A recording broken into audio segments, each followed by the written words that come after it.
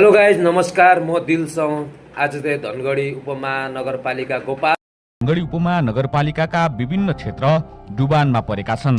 पानी निकासको उचित व्यवस्था नहुँदा बस्ती हेलो हेलो हेलो भाइ, धनगढी पुरा डुब्यो भन्ने तँलाई थाहा छ नि? डुब्यो दाइ, पुरा डुबिसक्यो। अब हामी धनगढीमा स्विमिङ पुल खेल्न जाने हो। जान्यो नि दाइ। अब गोपाल हमालले तँलाई धनगढी बना जस्तो लाग्छ?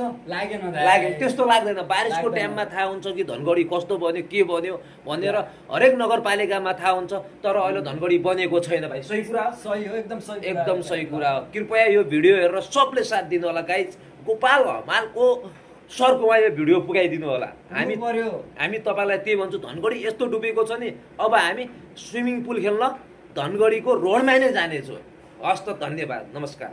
र भिडियोमा पुरा देखाइदिनेछु धनगढी कस्तो हालतमा छ भनेर अहिले।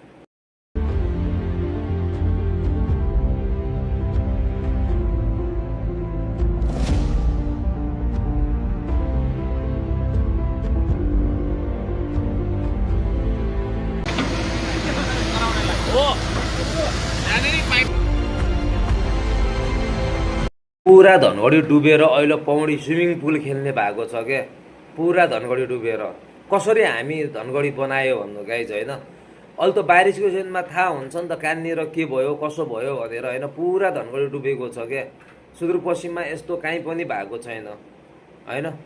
अनि उहाँ हमालजीले चाहिँ, गोपाल हमालजीले चाहिँ धनगढी बनायो अरे। कसरी मान्नुहुन्छ कि तपाईँले धनगढी बनायो भनेर? दुई चारवटा फुल र दुई चारवटा गमला राख्दैमा धनगढी बनेको हुँदैन गाइज। जब पानीको सिजन आउँछ त्यसपछि थाहा हुन्छ धनगढी कस्तो बन्यो, के बन्यो भनेर। सबको घर डुबानमा छ अहिले। जब बारिसको सिजन लाग्छ तब यिनीहरूको काम चालु हुन्छ गाइज। यस्तो काम चालु हुन्छ, डोजर सोजर ल्याएर यताउता काम चालु हुन्छ। त्यसलाई म मान्दिनँ धनगढी बन्यो भनेर गाइज। हस् त, धन्यवाद। नेक्स्ट भिडियोमा चाहिँ योभन्दा बवाल भिडियो ल्याएर आउनेछु। कृपया सबले साथ दिनु होला हेरेर।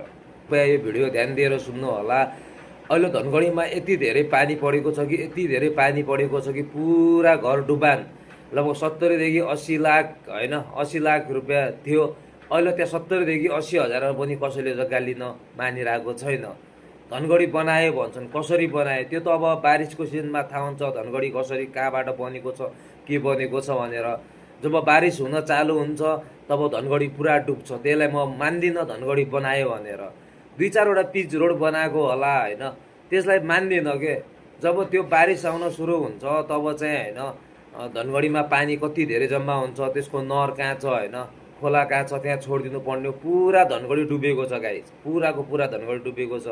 कृपया यो भिडियो हेरेर गोपाल हमाल सरको